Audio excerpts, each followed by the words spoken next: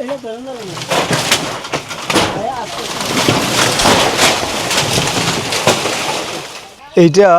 অন্য এইটা যদি অন্য ঘর হইতো এই টিনগুলো আগে খোলা লাগতো, তাই না ভাই? অন্যান্য ঘরের মতো হইলে টিনগুলো খোলা লাগতো, এই যে রুয়া সেরাগুলো আলাদা আলাদা করে খোলা লাগতো। কিন্তু এই ঘরটায় আসলে দেখেন অবস্থা, এই যে টিনগুলোর অবস্থা দেখেন, পুরো মনে হয় যেন ওই যে মনে হয় যে আটা ময়দার মতো একদম। এই যে এই ঘরটার ভিতরে সে ছোট ছোট দুইটা বাচ্চা নিয়ে থাকতো।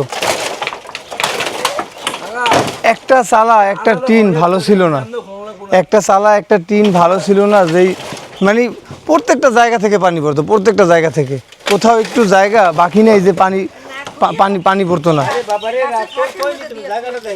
আপনাদেরকে যে বলতাম যে বৃষ্টি পড়ার আগে ঘরের মধ্যে পানি পড়তো, যেই জায়গাটায় ঘুমাইতো সেই জায়গাটায় পানি পড়তো। আর সব থেকে একটা ইম্পর্টেন্ট কথা হলো কি জানেন, এই মানুষটা যখন ঘর করতে আসি দেখলাম না, মানে একটা মানুষ মানে খারাপ বলছে, সবার একটাই কথা যে বাবা ওরা এতটা অসহায় অবস্থায় আছে, ওদের শুধু একটু ঘরের ব্যবস্থাটা করে দাও। আর আপনাদের সাথে নিয়েই সেদিকে আমরা আগাচ্ছি। মানে আশেপাশের যে মুরব্বীরা ছিল তারা এসে দেখছি চোখের পানি ফেলাই দিচ্ছে যখন ঘরের কাজ শুরু করছি।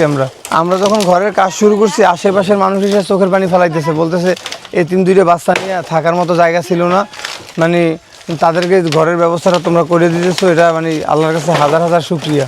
তো আপনারা যারা এই যে সাথে আছেন, আপনারা যারা মানে সহযোগিতা করতেছেন এই ঘরটা তুলে দেওয়ার জন্য, আপনাদের প্রতিও কৃতজ্ঞতা। আপনারা যে আগাই আসছেন, আর সেই জন্য এই মানুষটার বাসস্থানের ব্যবস্থা হইতেছে। আপনাদের টাকাটা যেন বিফলে না যায়, আর সেই জন্যই আমি আজকে এই জায়গার যে স্বেচ্ছাসেবী ভাইয়েরা আছে আমাদের, ওদেরকে সাথে নিয়েই আমরা কাজগুলো শুরু করছি।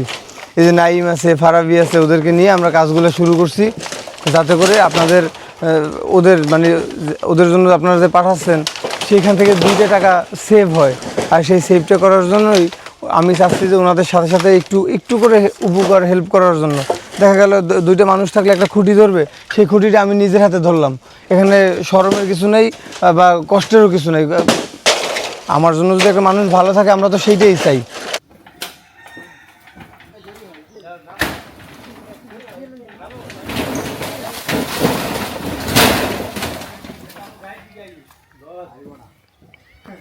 ঘর গাড়ি